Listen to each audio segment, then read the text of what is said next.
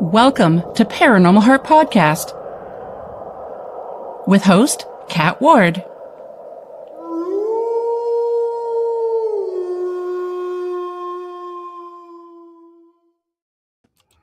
Welcome to Paranormal Heart Podcast, Paranormal Talk with Heart and Soul. Tonight's segment is pre-recorded, streaming on United Public Radio Network 107.7 New Orleans, 105.3 the Gulf Coast, YouTube, and any place you find your favorite podcast. I'm your host, Kat Ward. Thanks so much for hanging out with us tonight. Looking for a great new podcast? Join my friends Justin Cancelleri and Eric Skriback on Paratruth Reborn. Explore mysteries beyond the veil every Tuesday night at 10 p.m. Eastern on UPRN, YouTube, and wherever you listen to podcasts. So tonight, my Haunted Hearts, my guest is Lee Hatfield, a seasoned paranormal investigator known for bridging the gap between scientific inquiry and unexplained phenomena with a focus on evidence, methodology, and emerging technology. Lee approaches the paranormal through a critic's yet open-minded lens, seeking answers where conventional science and the unknown intersect. On this segment, Lee will discuss where science meets the paranormal. So welcome. Are you sure we're live this time? Oh, hi, Kat. How are you doing? I'm doing well, thank you. I just can't get my background to work, but that's okay. At least I've got the recording. Look at mine. Look. Mine's like Sean Bean, and don't worry about it. I love Sean Bean. He speaks quite highly of you too. Oh, thank you. How are you doing? I'm doing well. Well, now that I figured out why it was a user error, that's why when we tried to... So let's get it right. Just for the record, I couldn't hear you, so I'm pressing all my buttons my end, and then when I finally heard you, you went, oh yeah, it was me, sorry. Like, what? And I scared the crap out of you when I finally figured out, and I said, can you hear me now? And you're like... Yeah, I thought, okay, I'll take a nap. Oh my God. Well, my listeners know that I'm not very tech savvy a lot of times. I don't have as many, I'm going to call them glitches as I used to have years ago, but they still happen. Sure? I'm going to call them glitches. Okay, let's do that. Let's call them glitches. Listeners, you've got a problem. User error. Yeah. Oh, well. So thank you so much for being on the show. I really look forward to this because you live not too far from me. So I'm always excited to interview people that live in Canada. Yeah, I think, was it like an hour and a half or something like that? Depending how fast you drive. Yeah, hour and a half, 2 hours. Hey, I'm trying to drive emergency vehicles. Oh, wow. So, before we get into this, could you tell the audience, my Haunted Hearts, a little bit about how you got into, the background, the name of your team and everything? Okay, so I'll do it. I'll do everything. So the first thing that really got me involved with the paranormal, I was a paramedic in the UK. Okay, you can't tell by the accent. No, we can't. No. And it was a Saturday night. My normal crewmate had gone sick, so I'd got a new guy. First time I'd ever met the guy. And we're just talking about all the normal stuff, like the weather and football, real football, not what you guys call football. Soccer. And we got called to a cardiac arrest. First job of the evening. So I was a paramedic in charge. He was not as trained as myself. So I'm okay, you need to do this, we need to do that, all that kind of stuff. And then we're taking it in turns doing CPR. And he went, the spirits stood behind you. It's telling you to stop. And I'm like, what? He went, yeah, the patients, the spirits actually stood behind you. And it's saying that you don't have to continue. So, okay. And I went, well, with all due respect, please tell the patient that I've got a job to do and I have to try to get him back. So he went, oh, no, he's okay with that. He just like letting you know that he's not coming back. And we worked on him for at least 20 minutes and we didn't get him back. And we was a good 40 minutes away from a hospital. So we worked on once. And it's like, so we did all the, unfortunately, your husband has passed and all that got this guy back on the ambulance. It's like, dude, you can't tell me that in the middle of cardiac arrest. And I went, why don't you tell me at the beginning of the evening that you was a medium? You went, yeah, maybe I should have done. So that maybe, yeah, that kind of got my interest going. But this was at the time when all these teams never existed that do now. So in the UK, we'd got Most Haunted with Yvette Fielding and from David Okora used to be on there. Yeah, exactly. Yeah, Derek Okora and Kieran O'Keefe, who I've had on my show. And we used to love it, but it got a bit tedious because it just seemed like as soon as the lights went out, it was like a scream fest and everyone used to scream and then, oh, something just been thrown. So you kind of took it with a pinch of salt. And then I married a Canadian who lives from where you're from. Yes. Somewhere that way. You have good taste, sir. Well, thanks. Yeah, that ceased apparently. So I moved to Canada in 2013. Didn't really. I'd always had a history. Already had a like interest in the paranormal and stuff like that, but you just kind of took a back seat. Mm-hmm. And then 2024. This is the kind of people that Kat is, because she lives from where my wife was born. Mm-hmm.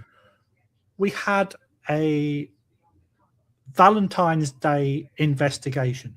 So my wife bought me one ticket. One. What? Not two. One. So she sent me off to this investigation because she knew that I was into it. One ticket. That's all I'm saying. And I met up with Logan and Valter. They'd got a couple of gadgets with them, so I started talking to them. And both of us were kind of involved with other groups that weren't going the way that we wanted to go. So we kind of passed details, and 2 weeks later we met up in a pub close to me in Ottawa, and we toyed with the idea. We all decided that, yes, we're all on the same page with what we wanted to do. And then S.I.P.A was created.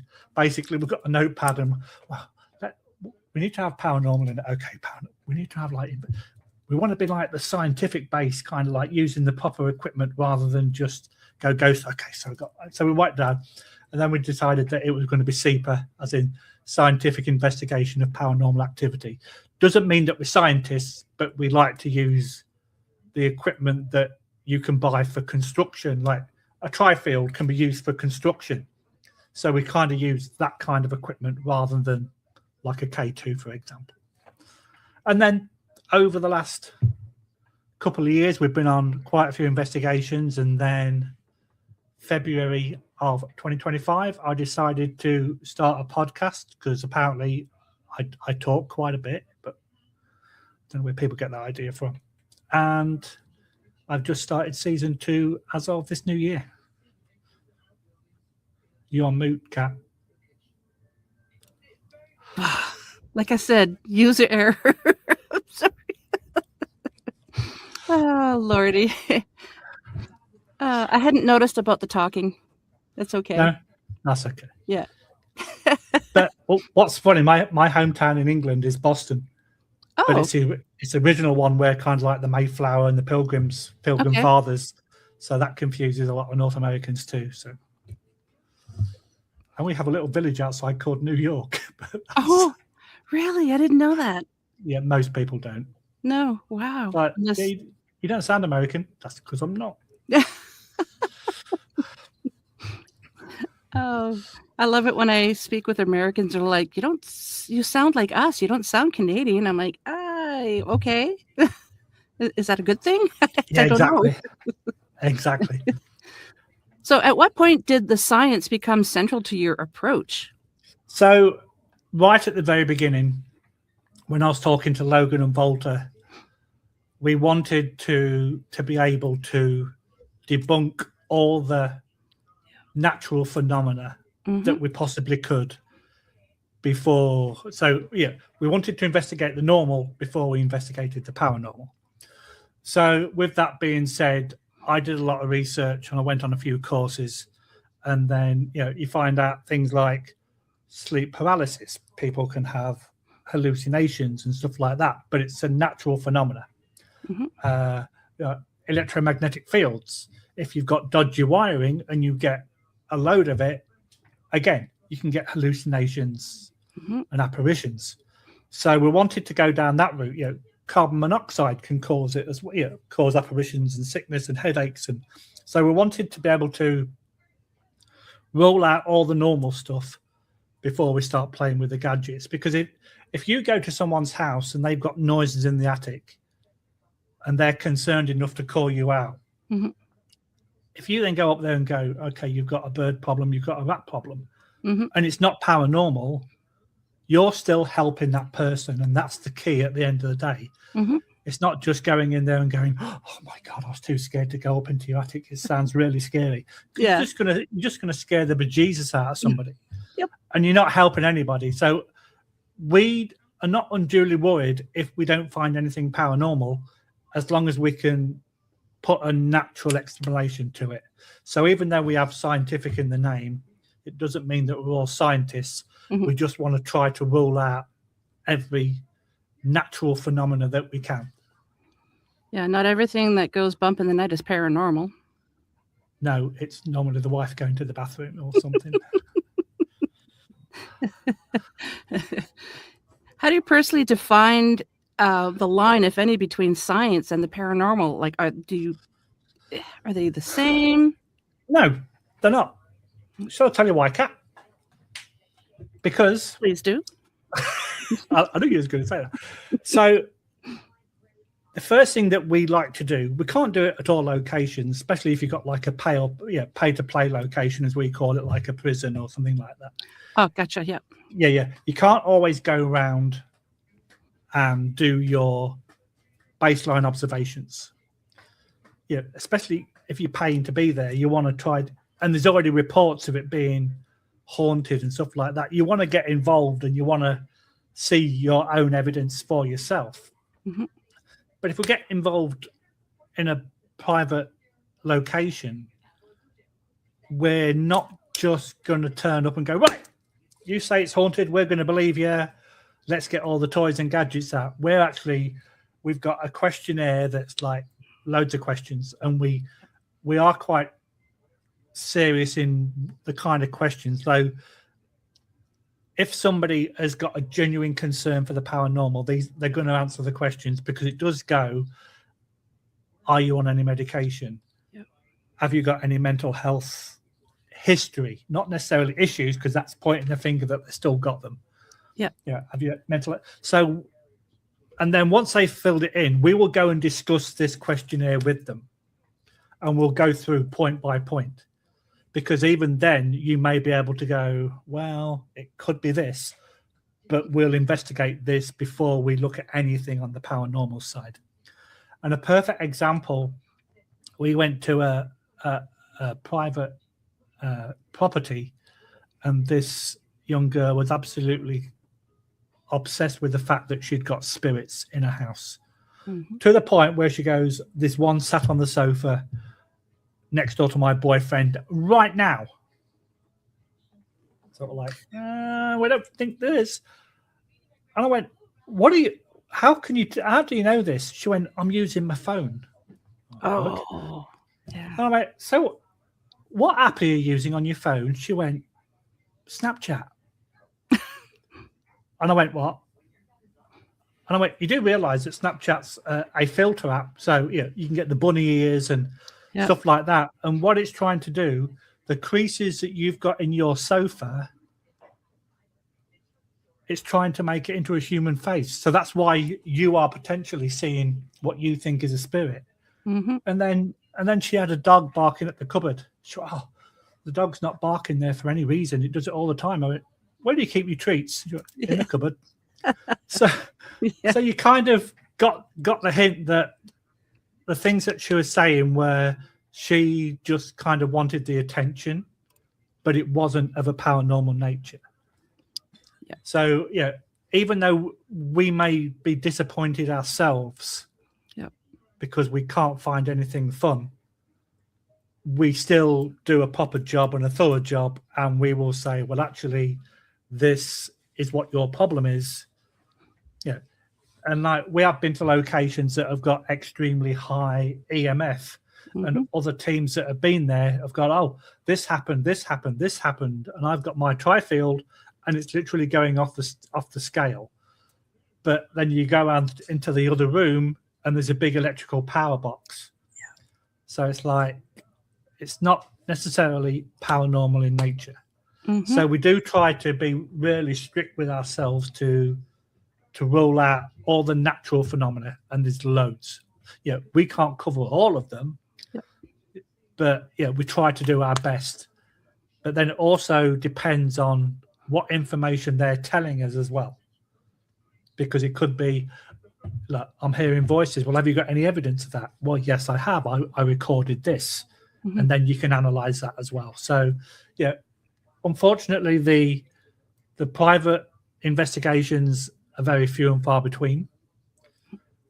But so then we have to like iron out our skills at the public ones. But like I say, yeah, these locations are pay to play kind of things. So yeah, you just because I tell this to a lot of people, just because you're getting some kind of a reading on the equipment you're using doesn't necessarily mean it's paranormal. Figure out why is it doing that reading. Like you got to delve a little deeper.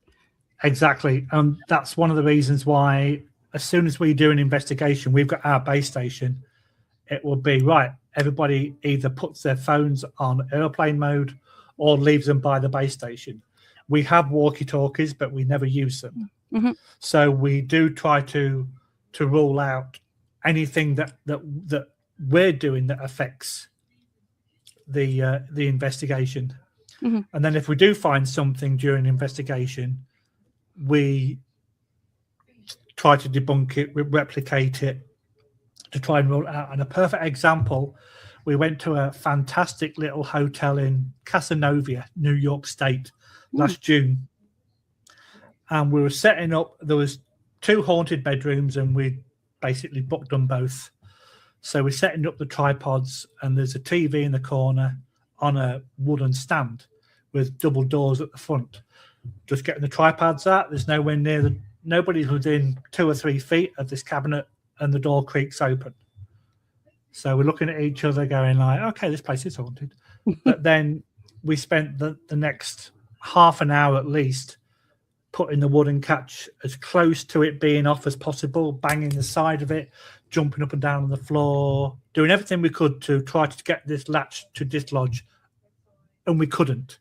And we were talking like the minuscule amount of catch before it opens, and was hitting it really, and we couldn't get it to open again. So it's like, okay, ghosts 1, S.I.P.A 0.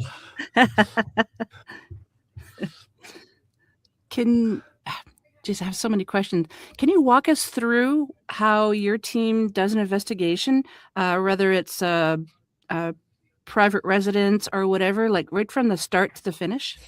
Yeah, so there's 3 core members, me, Valter, and myself, and then we do have other team members as well.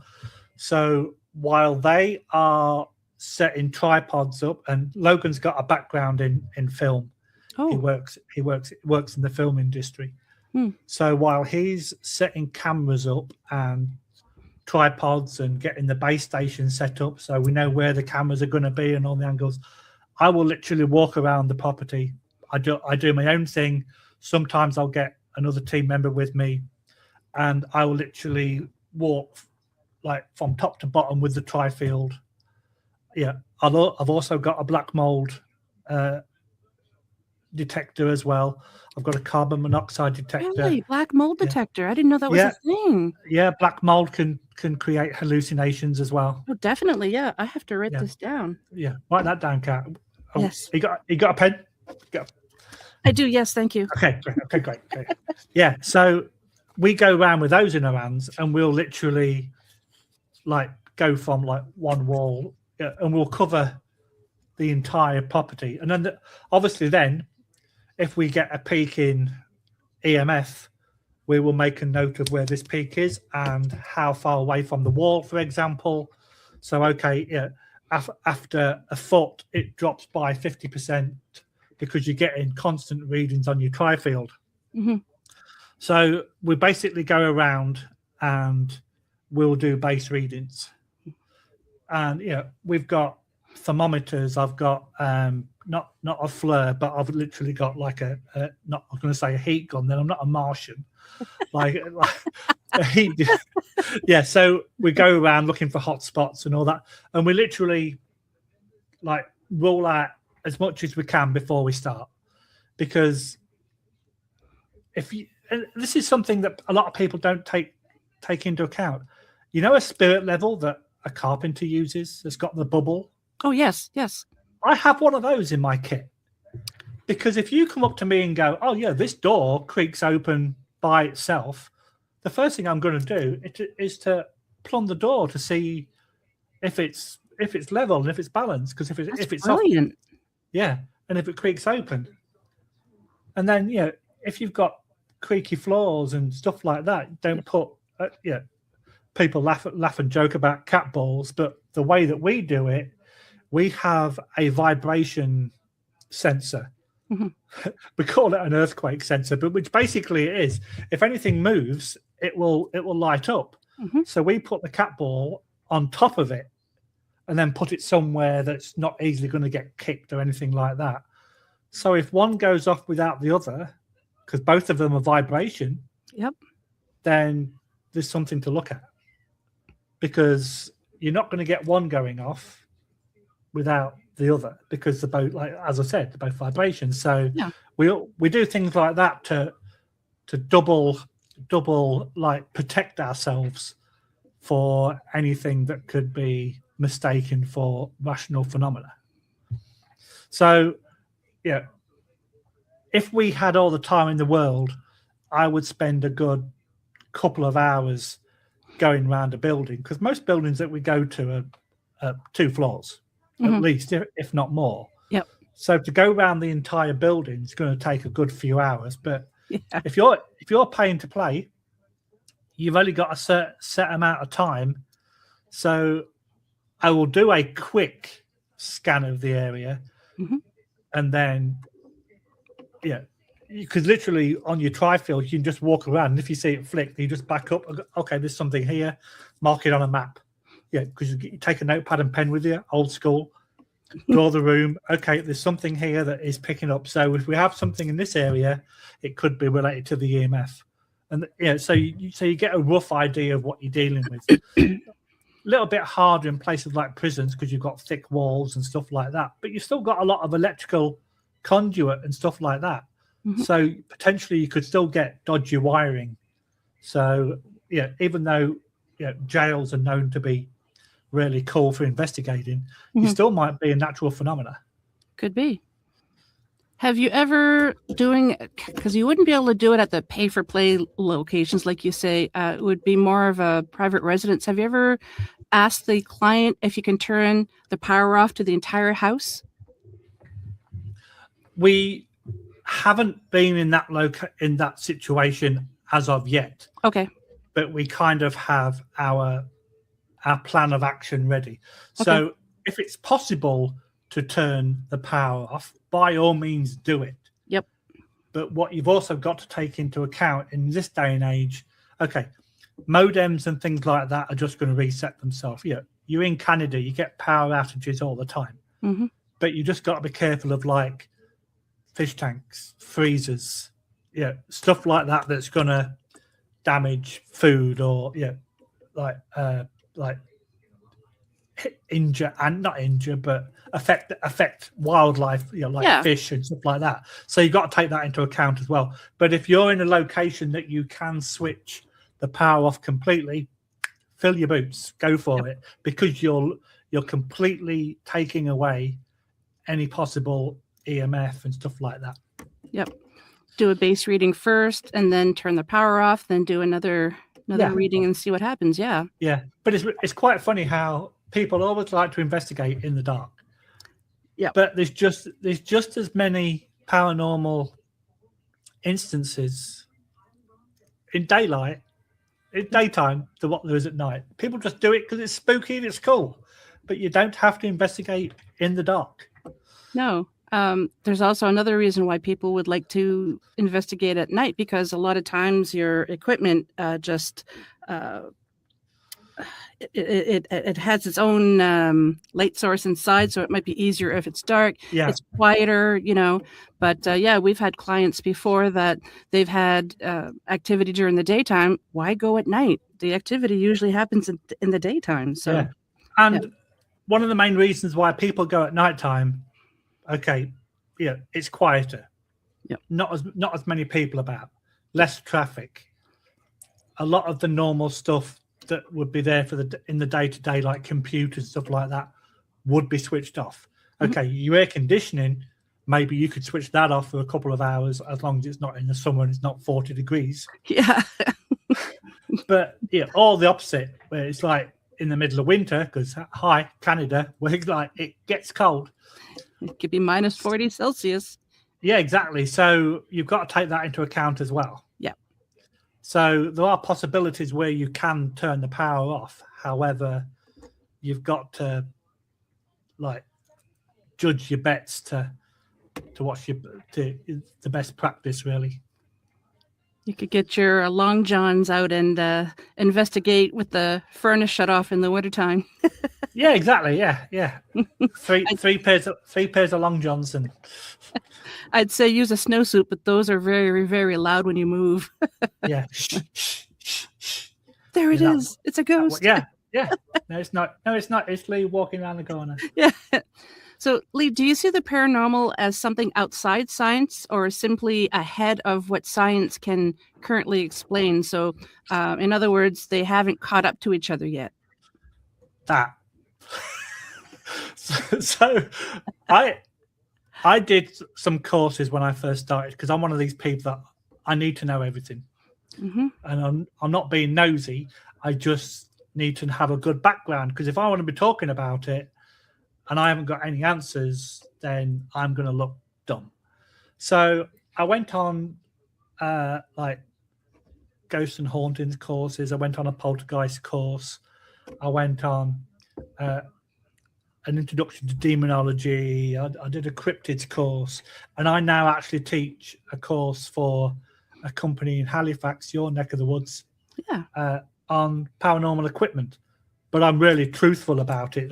This is good, however, as long as you use it correctly. But I do believe, because people say that parapsychology and it's a pseudoscience. Yeah. But it just means that they haven't been able to develop it enough to use it correctly yet. And for people that don't understand what I mean, if these scientists are saying that there's no such thing as ghosts, how come there are so many examples of people encountering visions, feeling sensations and stuff like that? You could be smelling roses in the middle of winter when there's no flowers nearby, nobody's got any perfume on, but it used to be like a florist or something like that. And so okay, explain that. I was at a location a few weeks ago and I felt the sensation of having my hand grabbed, but my immediate reaction was, it was cobwebs. But I was actually in a slanted part of the roof where you've got the cut off for the window, and I'm actually stood in there. So if it had been a cobweb, my shoulder or my arm or my head would have taken the cobweb out, plus the fact my hand was hanging out my pocket, so it was close to my body. So for me to actually get the sensation that my hand was grabbed, okay, explain that, Mr. Scientist. And they'll come up with, well, it could be this, it could be that, it could be the other. Yeah, it could be, but it also could be a ghost. Yeah. Let's be honest with this. Yeah, we're not saying that they do or they do not exist. And don't even get me started on some of these TV shows where they go, oh, yeah, that door just opened. Okay, what's behind the door? And you never see what's behind the door. Or, oh, something was just thrown at me off camera. Yeah, so don't get me started on that. Oh, yeah, like when they say, did you see that? No, because the camera was on you. Yeah, exactly. Yeah. But there are certain things that happen. Another example at this place in New York State we was at. We were there for 2 nights. We were in nice old 4-poster beds that's got the old duvets on, not the old blankets, the old-fashioned blankets. Yeah, you and I are old enough to know what blankets are on beds, Big not quilts just and duvets. stuff like that. Yeah, exactly. Yeah. And I climbed into bed, and we've got these blankets. It's like 2:00 in the morning. So anybody that's ever been in a bed with blankets, if you make a movement and you form a space, then the blanket will dip and it will kind of fall into the space where your legs were, for example. Mm-hmm. I'd literally been in bed for, and this is no word of a lie because I was still awake, at least 1 minute to 2 minutes maximum. So I wasn't tired. We hadn't been drinking. I don't smoke. I was still awake because I was still getting comfy in bed. Mm-hmm. And I closed my eyes, and I always kind of start on my left side, and then when I'm comfortable, so I was still on my left side, and I felt a sensation, a really heavy sensation that somebody had sat on the bed, and my feet hadn't been to the left-hand corner of the bed because I was in the center of it. Mm-hmm. So the blankets weren't settling or anything, but it was a really heavy sensation. I opened my eyes and I kind of saw this white apparition go past the bed. And I thought, I can see something. And no more as I just reached across to get my phone because all the cameras were off because we'd finished the investigation, and it had disappeared. Of course. But to get a heavy sensation in a part of the bed that you hadn't been moving, because I was in the bed by myself and it was a huge bed, to then open my eyes and see something going past. Like I say, I wasn't tired. I hadn't been dreaming because it was literally 1 or 2 minutes after I got into bed. Mm-hmm. So again, like, what was it? Something wanted to tuck you in. Yeah, exactly. Yeah. and that's the thing. You've got to, going back to what we were saying, they've got to be able to explain everything black and white. Okay, this cup is now floating in the air, but my hand's on top of it. But if it floated by itself, okay, Mr. Scientist, explain that. Yeah. And sometimes you see things moving that can't possibly move without human intervention, but the camera's been on it for the entire time and nothing has touched it. Mm-hmm. So, yes, they can't prove anything unless they've got the evidence. And it's the evidence that's the problem. Because you can experience something. I've told you about a couple of experiences that I've had, but they are personal experiences. Only I had my hand touched, or what I felt a sensation of my hand being touched.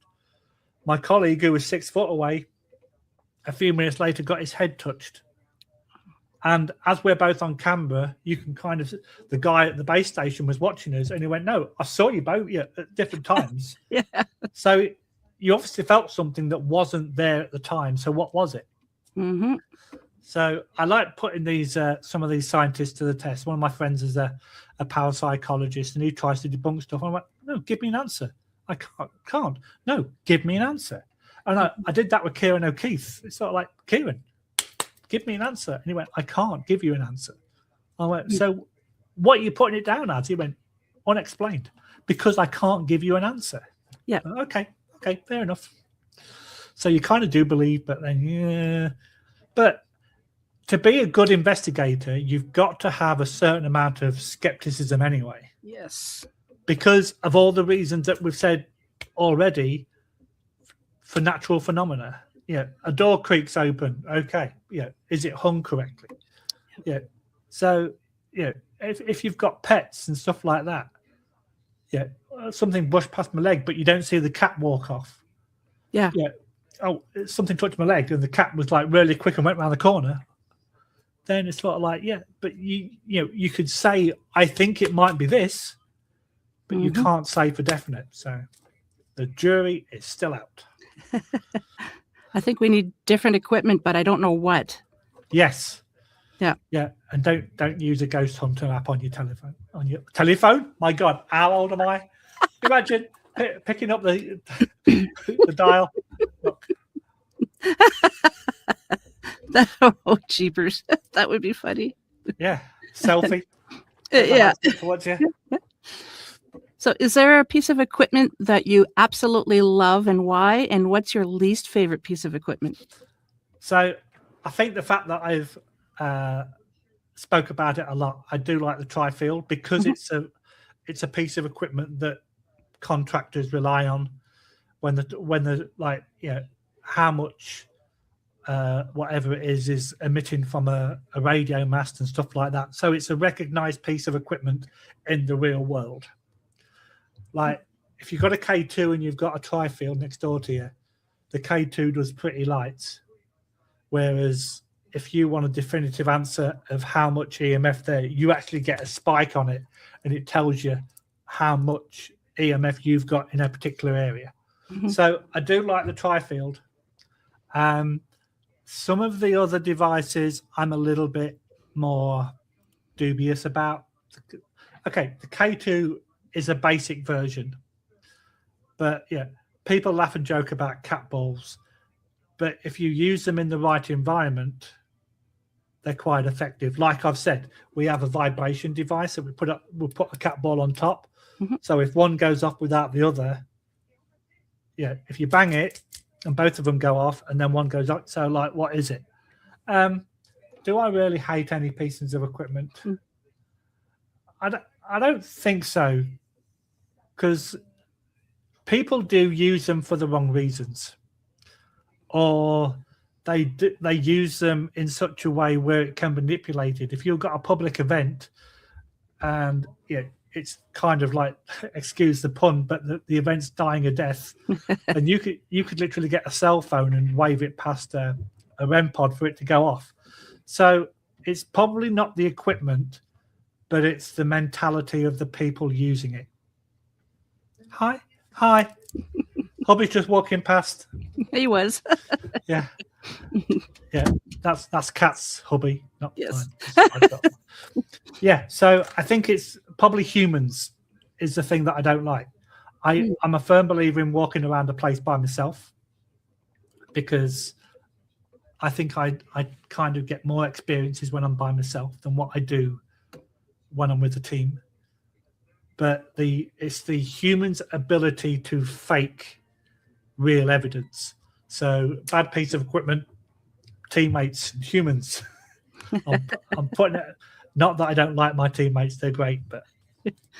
And sometimes, if you're by yourself, less contamination from your teammates. Correct. And the very first investigation that we went on in a team was at the SDG jail in Cornwall, which is to the side of Ottawa. And if you've ever been there, do you know where? Have you been there? No. So you walk into the prison, the jail, and you've got a corridor. And then the corridor splits left and right. So solitary confinement is a very small room on the right-hand side. And then if you go left, you can go down the stairs and go further into the jail. But if you carry on and then turn left, you're in a 6-cell area, which was called the Hell's Angel wing. And I'm in, like, Logan had gone left, Valter had gone right, and I'd gone straight on. So I'm probably a good 30 or 40 feet away from both of them. And I'm doing my normal spiel where, if there's anybody here, please make a sign, make a sound. I'm here with the utmost respect, all that kind of stuff. And after I said, if you could make a noise, I would very much appreciate that. In review afterwards, I heard a double breath, and it was like a, and I'm like, hang on a minute. Did I just, and it was a double breath. And like, I spent 13 years as a paramedic. I know how people breathe. I know how I breathe. And I know damn well that it was not me breathing. But there was definitely something there. So one thing that we also do, which makes it even more like true based in that you can debunk or confirm something. I have 2 different people, and I will send my audio, my video to them. Now, one of them, and he did it with this double breath, he actually broke it down into voice waves. So he went, this is your voice wave, and this is your double breath. And that was not you. And then I sent it to my other buddy, and like he proved that the audio hadn't been tampered with, it hadn't been added, all that kind of stuff. So nobody can say what it was or what it wasn't. We don't say that it's a cracking EVP, but we put it on the unexplained pile. We're not saying something's haunted or this. Yeah, it's good evidence. It's unexplained because we cannot. And like I've had experts look at this recording and they can't explain it, so it's unexplained. Yep. What do you think mainstream science misunderstands most about paranormal research? Asking me all these big questions. You do realize I've been to work today. I'm tired. My brain's been working all day. So it's not necessarily mainstream science, but like mainstream TV and stuff like that. I'm going to say it, and it's going to bug me to say it. Not everything is a frigging demon. Yeah. Right. Stop using the D word. But there's a lot of stuff that science does not know. Like, for example, completely random fact. Yeah, we haven't investigated like 3/4 of the oceans, for example. Yeah. So there's a lot of that. If the technology has not been invented yet, there's no way that we can prove what we're looking for when a lot of people think it doesn't exist. Yep. And if you've got a scientific mind, you're going to be as skeptic as hell. You've got an academical mind, you're going to be as skeptic as hell. Until you get that one experience that you cannot explain.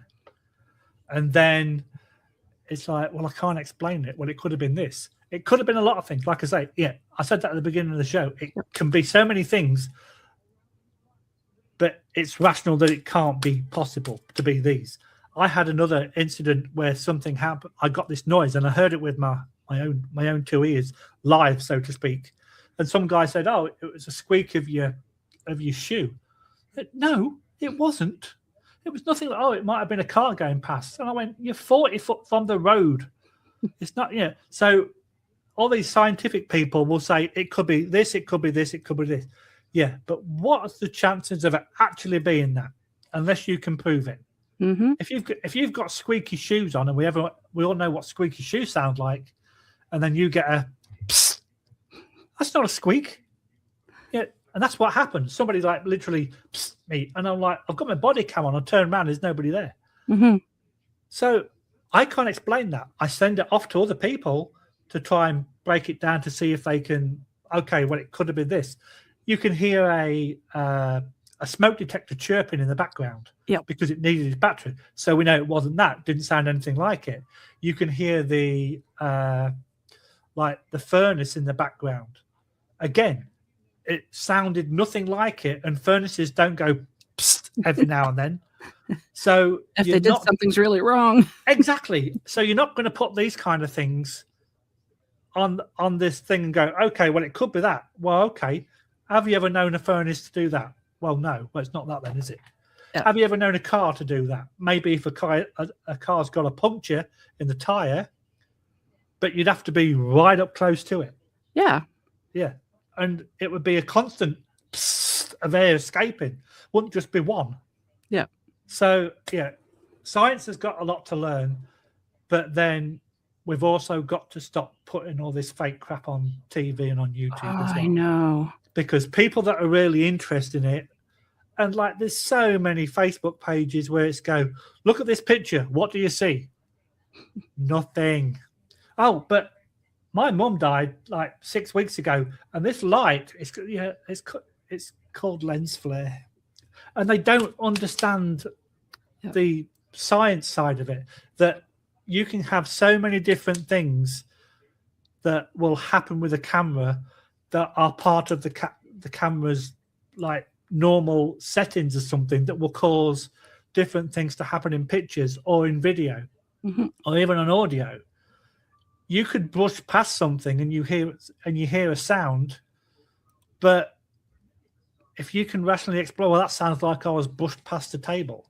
And when I had that psst noise, you literally see me walking past the table a couple of times to try to replicate it.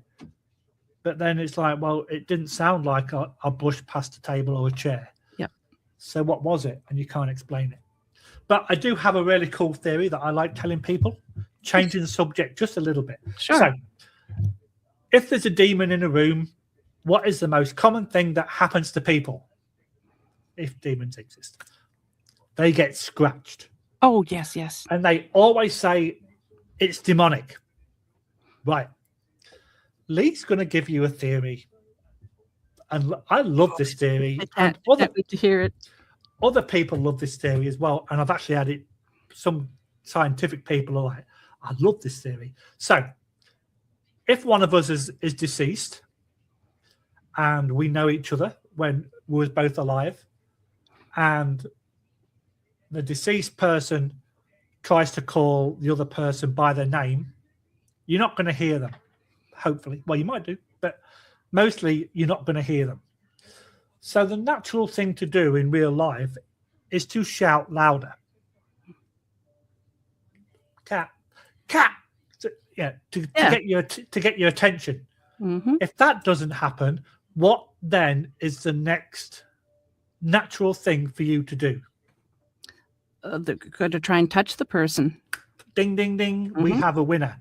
Yeah. So you put the deceased, the ghost, whatever, puts the hand out to touch that person, either on the arm or whatever, and it could be that energy that is passing from the spirit realm to the human, so to speak, that is causing friction or causing something on that skin for it to cause marks. Doesn't necessarily mean it's benevolent or every kind of demon that people think of, but it could just be a natural phenomena of a paranormal phenomena of a spirit trying to get your attention by going to touch you, and the transference of energy is actually causing marks on that body, and it looks like it scratches. I've been saying similar things like that for years. Yeah. And this well is done. So like that. People that listen when this goes out, I want to know your theories. Please share them with me, because yes, I think there could be something into this. I agree. Totally agree. Yeah. Do you think a collaboration between science and paranormal investigators is possible? Like, I mean, having scientists and investigators actually investigating together? Well, there are a couple of TV shows where there is a scientist or a doctor or whatever he is actually goes out with them, and he kind of has that rational head, but then he's also then had things happen to him that he can't explain. So if you can get somebody that's got not necessarily a scientific mind or an academical mind, but to have a rational mind. So Joe Debunker, who likes debunking things, don't just say that wasn't a ghost just for the sake of not saying it. Think of a rational explanation of what it could be, try to duplicate it, or then try to rule that example out. So, because I spent 25 years in the emergency services, I know how people breathe. I know how people don't breathe. Yep. So my example where I heard a double breath was a perfect example of it happening to somebody that knew what it was or what it wasn't. I knew it wasn't me. I knew it wasn't my two colleagues because they were too far away, but whatever it was right close next door to me for it to happen. So, I absolutely agree that more scientists should get involved, but they've got to be rational about it. They can't just go, oh, yeah, that was a flock of seagulls flying past. It's like, it's -40. Don't be stupid. Great band. Yeah, exactly. Yeah, exactly. Yeah, there's the 80s pun. Yeah. So, but by all means, give us what you think it might be. Like, Kieran O'Keefe is really good for that. He will say, well, it could be this, and he'll try and give an explanation. But it's the times when they go, well, it could be this, but they're just coming out with random, like, suggestions where it's like, oh, it could be that. No. Yeah. Have you ever known a car or whatever to make a noise like that? It doesn't happen unless your car's really dodgy. So having somebody with a scientific mind or a rational mind is great for every team, but make sure that you get the right kind of person. True. What questions do you think more people would ask about the paranormal? Is there anybody there? But I was just thinking of that. You've got to treat ghosts and spirits, if they exist, of course. You've got to treat them with the respect that you would treat a human being.